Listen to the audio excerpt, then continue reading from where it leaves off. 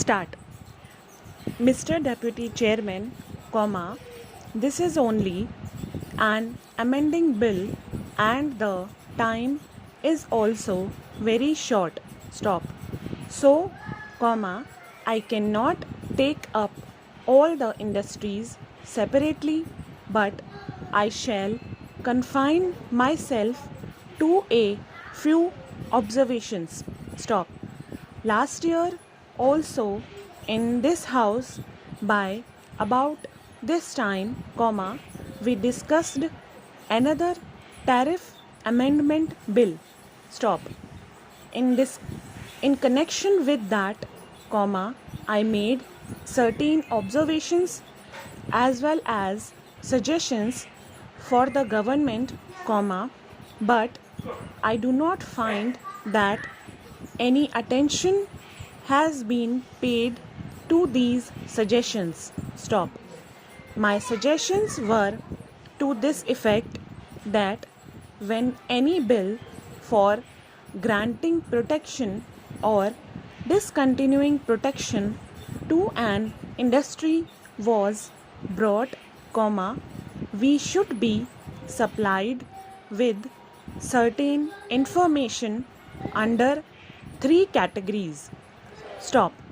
The first information was whether the protection granted to an industry had been used only by the indigenous industry or advantage of the protection had been taken by foreign capital entrenched in that industry, because, sir, I submit that the main purpose of granting protection to certain industries is to develop our national industries, but if it is found that taking advantage of the protection, foreign capital goes into those fields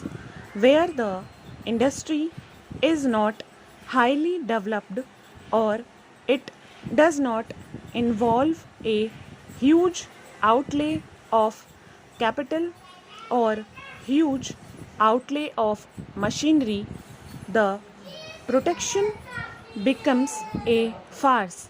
Stop.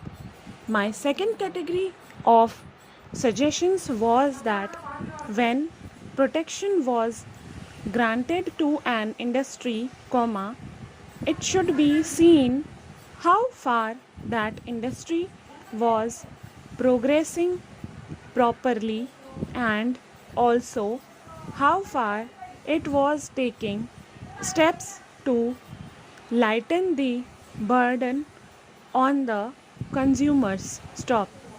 Thirdly, when we are granting protection to certain industries, we have the right to demand of that industry that it should give a fair deal to its own labor. Stop.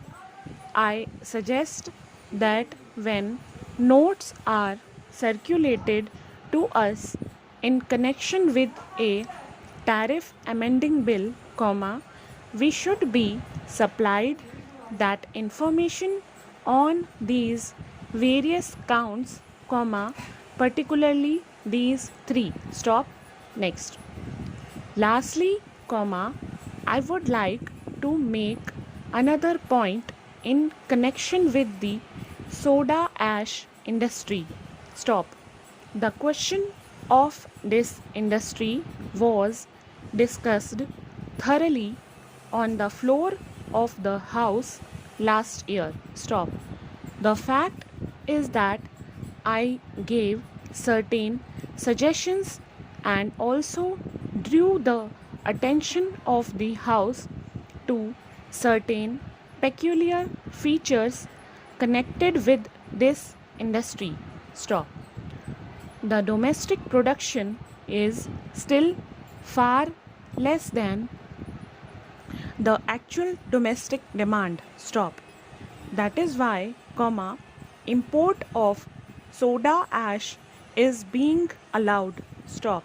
But it was complained that licenses for importing soda ash were given to the Imperial Chemical Industries. Stop.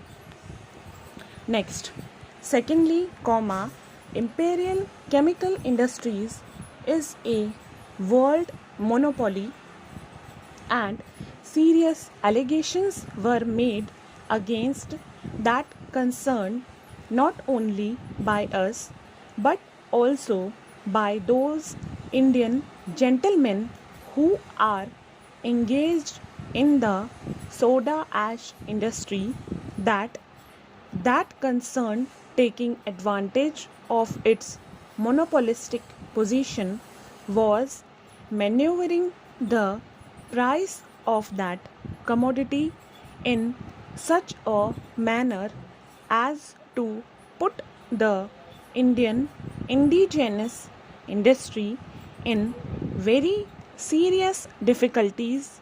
Stop. The only ground or criterion on which the license was given to Imperial Chemical Industries for importing soda ash was that for a number of years it was the greatest importer. Stop.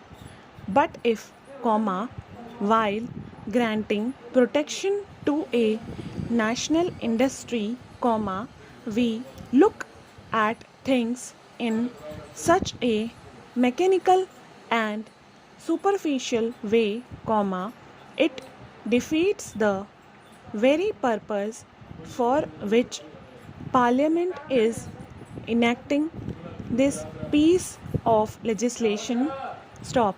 About these things, I have no information as to what is the present position, whether these suggestions were considered, whether the matter was looked into, whether any investigation was undertaken, and if so, with what result.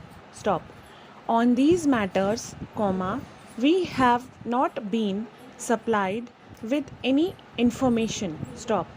Therefore, I agree, to some extent, with my honorable friend, Mr. Kishan Chand, that we are confronted with some tariff amending bills in installments. Stop. These bills are presented before us as necessity arises, but while they come to us, we do not have the total picture before us. Stop. Whatever information is given is of a very general nature and superficial, and it does not really help us to understand the real position as regards those points which I have made out. Stop. Para. Mr. Deputy Chairman, as the time is short, I should like to confine myself to two or three observations. Stop. First and foremost, in addition to certain information being given to members who are interested in the subject, it is necessary when the Export Advisory Council meets twice a year, that invitation should be given to such members to attend these meetings. Stop. The government itself will benefit by the members listening to the viewpoints, but by those people who are in the trade. Stop. I had made this observation with regard to education advisory boards, comma, and every other body, comma, that members of both houses should be informed about the meetings of such bodies and they should be allowed to attend them as spectators. Stop. They will not take part in the proceedings, but there could be nothing lost, comma, as far as both the government and the members are concerned by the members being allowed to attend their meetings. Stop.